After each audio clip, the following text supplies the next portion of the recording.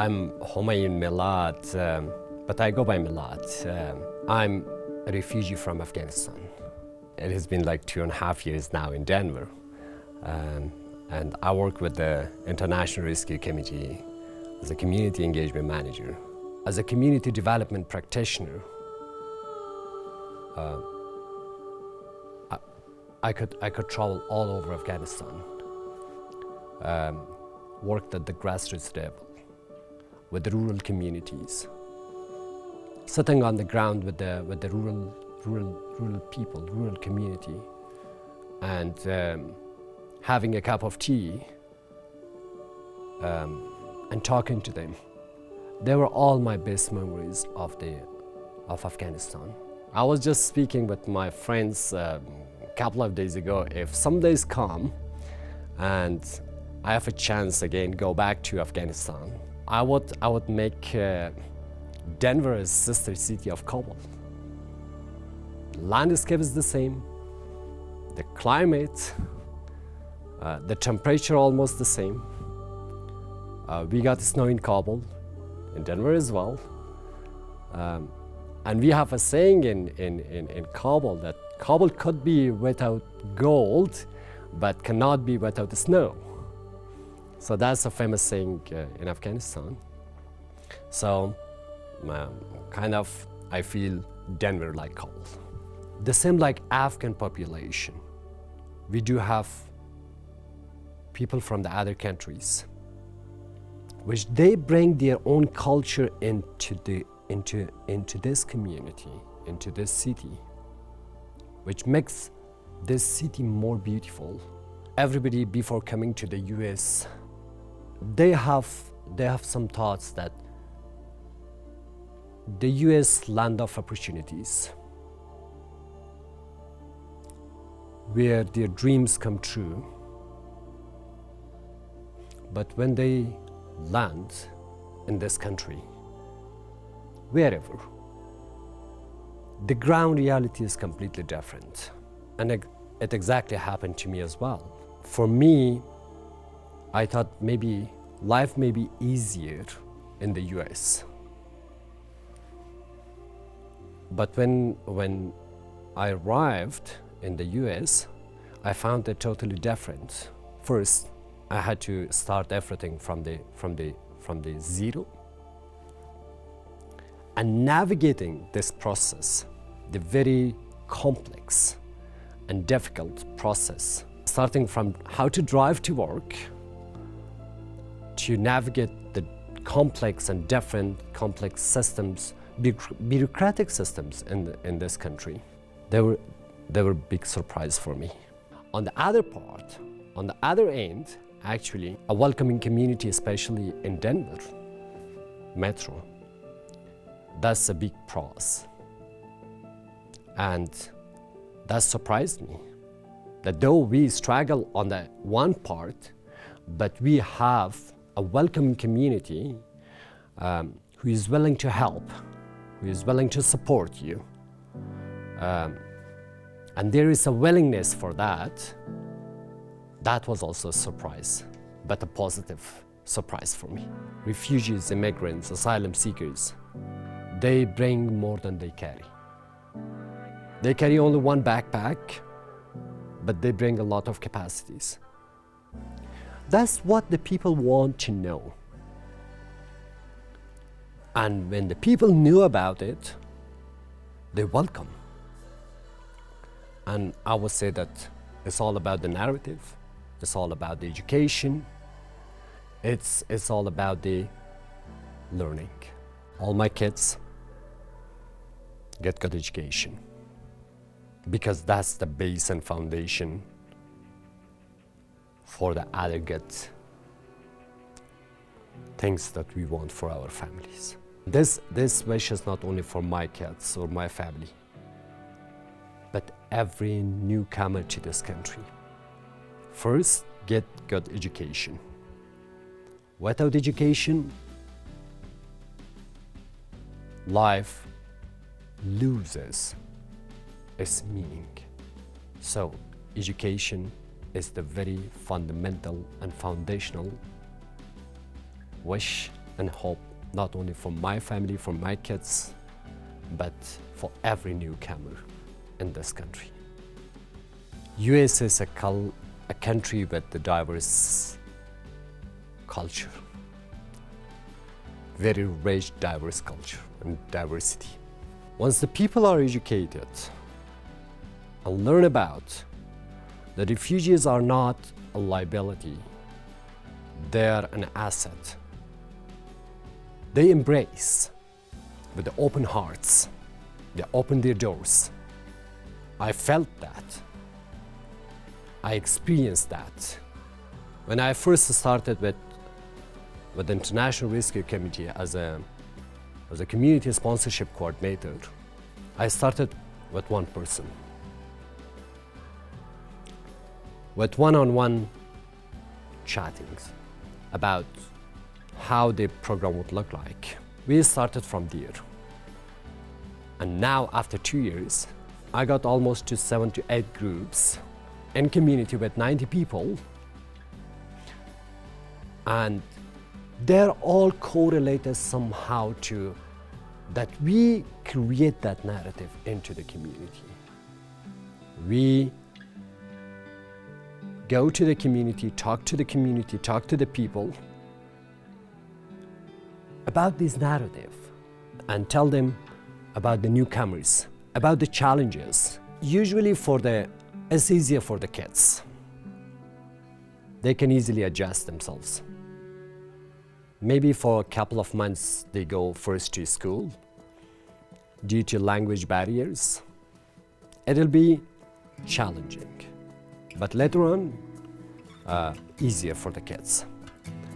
Talking specifically about my kids, it was easier for them to navigate the new kind of education environment, but it's difficult for my generation actually to adjust myself so quickly into the new community or a new life. Immigrants and refugees,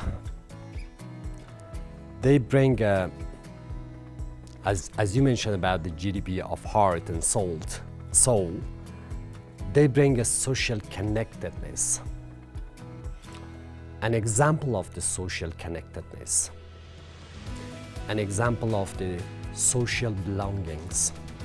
Right now, across the Denver Metro, almost around 540, 560 Afghan families are living.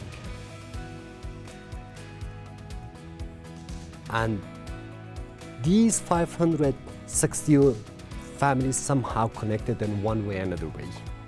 When we see this social connectedness between these people and others are learning from these good examples, this is called the GDP of heart and soul. I'm Rodrigo Moraga.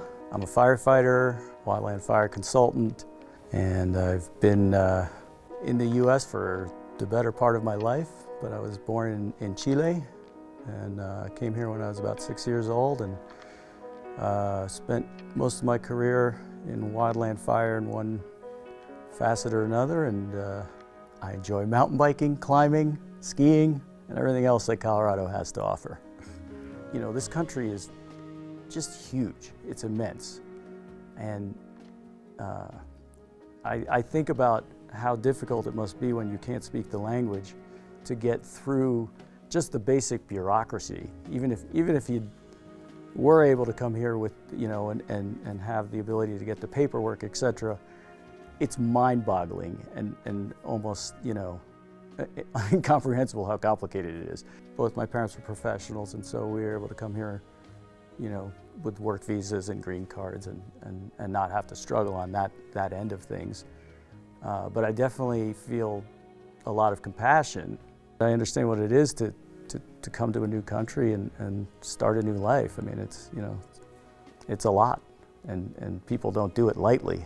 The cause was really the American dream. My mother was, if I remember correctly, she was either in nursing school or already a nurse, I can't remember which, but she had come to a conference I want to say New York, and she came back, I guess, and had that discussion with my father and said we should move to the U.S. And my father wasn't as big on it.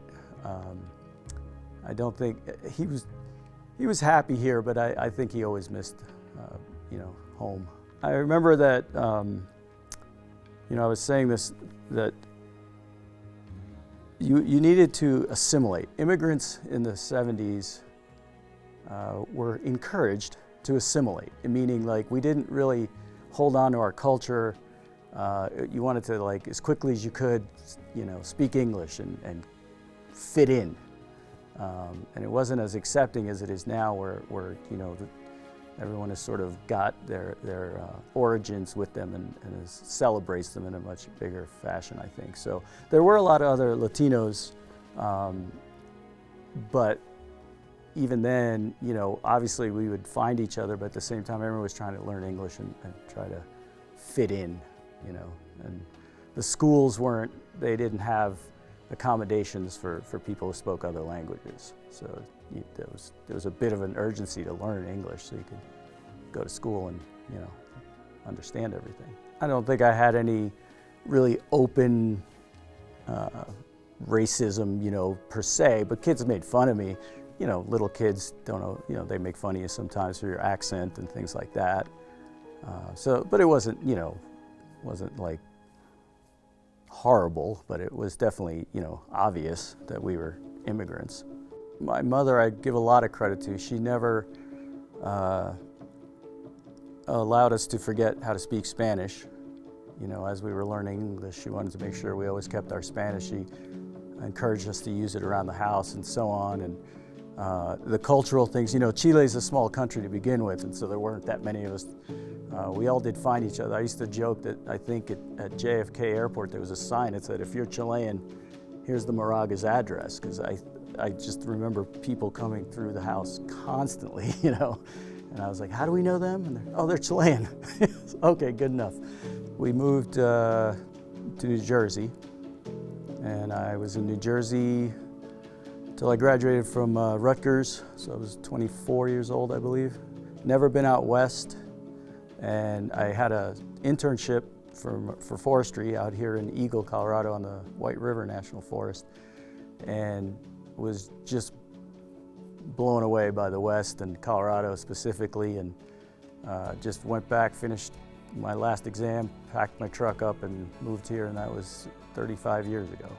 Interestingly, sort of a cultural thing perhaps, is that we traveled, on vacation over summers and stuff. We never traveled in the US. So I didn't see the West until I came out by myself once. So yeah, I just had never seen the vastness of this area. I just couldn't get it through my head that, like, this road just goes on forever through nowhere. And I was like, how's that possible? Like, it's just amazing. So yeah, once I saw this, it's hard to go back. When I got to Boulder and there was a job opening there, the fact that I was bilingual helped me to get the job. So it worked in my favor. So the first job I got here was as a ranger in Boulder, and they used to use me for calls for the police because we didn't have Spanish-speaking officers, or not very many, so they didn't have them on every shift. And so a lot of times I would get called, where I'm supposed to be in the parks, but I would go to calls in the city to help with translation and to, help the officers communicate. So it's always, it's there in the sense that it was a positive in my mind. We adopted my son from Guatemala, so he has his own story and background to understand, and so he's curious about where I'm from, as we try to teach him about it, his country as well. Our original path was to not have children, and but then that changed, and so I was already 40, and I said, if we're going to have a child, I feel like we should adopt a child. We knew a couple that had just adopted 2 kids from Guatemala, and so we just were, you know, taken by them, and so got more information from them on how they did it, and just went through the process. It takes almost 2 years or so, you know, and I always joke about they force you to go to classes when you're going to adopt on child care and child rearing and why do you want a child, and I'm always like, wow, they should probably be doing this to everyone. I just remember that there was something with the paperwork that wasn't quite, it's a sketchy little moment where you come in with a Guatemalan passport, even though they assure you he's going to be an American citizen, but he's not at the moment that you're going through. And that just, you know, it was very nerve-wracking, and, you know, just like until I have this U.S. passport in hand and his paperwork in hand, it was a little unnerving. I think people should have that gratitude and realize, maybe not take for granted what we have here in this country. I think that is a really important thing. You know, that's why all these immigrants want to be here. The fact that people in this country can't bother to vote is just so hard for me to accept, because in my country, as in so many countries, people literally die, you know, for their belief. And then to have such, you know, apathy in this country about voting, the political process. You have to remind yourself that we have a pretty stable democracy in this country, but so did I in Chile. You know, it's like, that's always sort of there in the back of my head. There's an incredible opportunities in this country, I think, in ways that I haven't seen anywhere else, but it's not easy. Don't be afraid to ask for help. And there are other people out there who have gone through it, and most of them would be glad to help you get there. Mi nombre es primeramente Yuri Ugarte, soy de Venezuela, llegué aquí con mi familia, mi esposo y mis 3 niños. Hace 7 años salí de mi país a un país extraño como fue Colombia. Salí por los motivos por salud. Lastimosamente todo el mundo sabemos la situación que se está viviendo en Venezuela. Llegamos a Colombia, nos radicamos en Colombia, pasamos por situaciones como todo migrante pasa. Agradezco también ese país maravilloso como lo es Colombia. Lastimosamente yo me enfermo, me consiguen aproximadamente 2 años un tumor en el útero. Mi hijo se me complica, le da una bacteria en la córnea, se le come el 25% de la córnea. Pierde el 25% de la visión del ojo izquierdo. Fue muy difícil tomar la decisión de venirnos a Estados Unidos porque sabíamos que eran más países y era más lejos de nuestro país. Y decidimos en familia, bueno, nos vamos, es una aventura fuerte. Caminamos aproximadamente 3 días para llegar a Panamá, 3 días por la selva, donde había agua, donde había animales peligrosos, donde se veían muchas cosas, muchas personas muertas, familias, personas que uno quería ayudar, pero lastimosamente uno se quedaba media hora, que si darle un medicamento y seguir nuestro camino. Fue muy duro. Pensábamos que al llegar a Panamá todo iba a ser, o sea, llegamos, todo era en bus, no. Lastimosamente no fue así. Llegando a Panamá nos tocó irnos de noche para Costa Rica. En Costa Rica nos quedamos aproximadamente 15 días porque los niños se enfermaron, los niños salieron muy mal de la selva, están en una condición muy crítica. Teníamos que pasar pueblo por pueblo y habían pueblos que si no tenías la cantidad de plata tú no podías salir de ese pueblo. Y nos tocaba caminar 15 kilómetros hasta el próximo pueblo. Pasamos los países como fue Honduras, Guatemala, pero el país más fuerte fue México. Todo lo que pasamos en México fue duro porque tuvimos que cruzar el río Bravo y ver cómo El río se lleva a tu familia. No sé cómo estoy acá. Hoy en día le doy gracias a Dios. Digo que fue Dios que me dio la virtud y quería que yo estuviera en este hermoso país. Llegamos a una oficina y en esa oficina nos registraron y de ahí nos mandaron al Quality. Nos montan en un bus y nos llevan al refugio que nos toca. A mí me tocó el Quality, porque aquí hay varios refugios donde aceptan los migrantes. Cuando nos sueltan en Texas, duramos en un refugio 3 días. En ese refugio nos dieron el pasaje en avión y nos mandaron directamente acá a Denver. Nos dieron la virtud de tener un apartamento, de tenerle una estabilidad a nuestros hijos. Bueno, yo vine por mi salud, yo vine por la salud de mi hijo y estás en un lugar donde te vas a sanar, donde tienes cura si estás a tiempo. En enero me dan la noticia de que ya no lo tengo, ya estoy bien. De llegar aquí a este país no me arrepiento. No me arrepiento porque con la idea que vine, que era mi salud, lo logré. Yo digo que fue Dios que quiso que llegáramos acá, salir de nuestro país, que es un país muy diferente acá. Pero lastimosamente hay que acoplarse, hay que cumplir y no lo que éramos en Venezuela se quedó en Venezuela. Me quiero quedar hasta que bien sea porque yo tengo mi corte en el 2026. Si yo no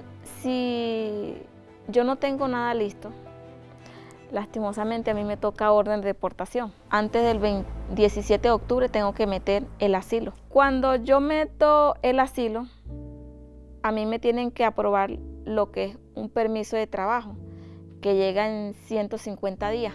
Sí, es un proceso muy, digamos que delicado. Queremos salir adelante, queremos trabajar, pero si yo vengo a este país a trabajar, a respetar, yo creo que todos los pensamientos que yo tengo para mi hijo, para un futuro, mis hijos van a llegar a grandes. Sí, mi esposo sale todos los días, como le dije, a tocar puertas.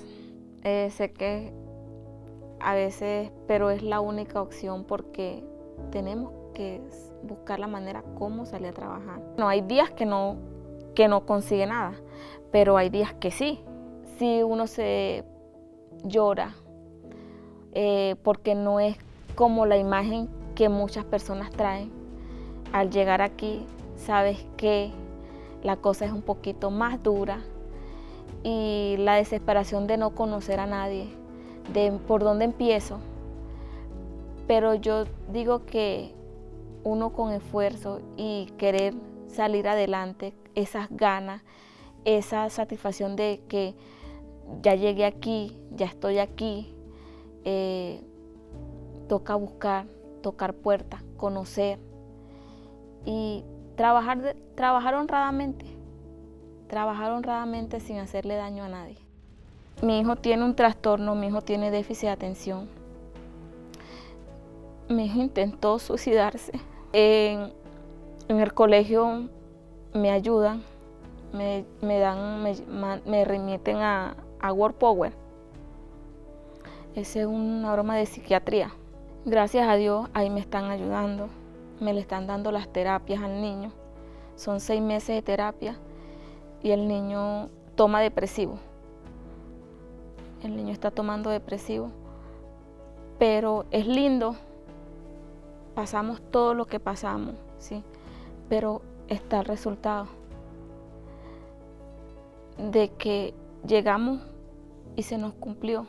Fue duro porque fue muy duro llegar acá y estar acá, pero no me arrepiento.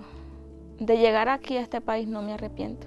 Es muy bonito de que en este país tan bello hay personas maravillosas de un hermoso corazón. Es lindo cuando una persona que no te conoce, como don yo lo hizo con nosotros, y él tenga esa confianza de mira, este es mi hogar, le abro las puertas de mi hogar.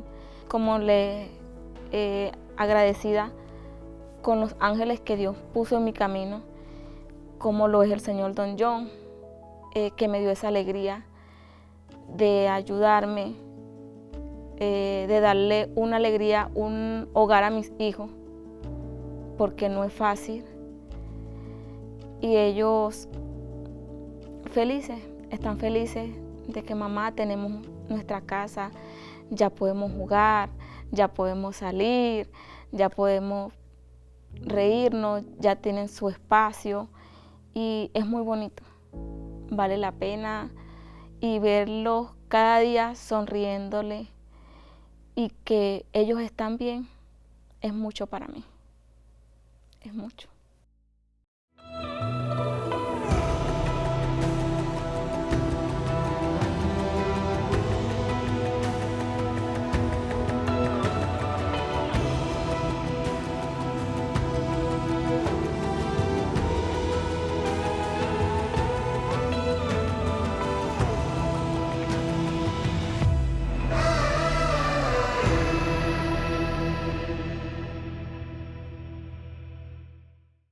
We hope Humanize Stories of Immigrants moved and inspired you. Turn that feeling into support for PBS 12. Your donation helps us share more stories celebrating Colorado's diverse community. Learn more at pbs12.org/donate.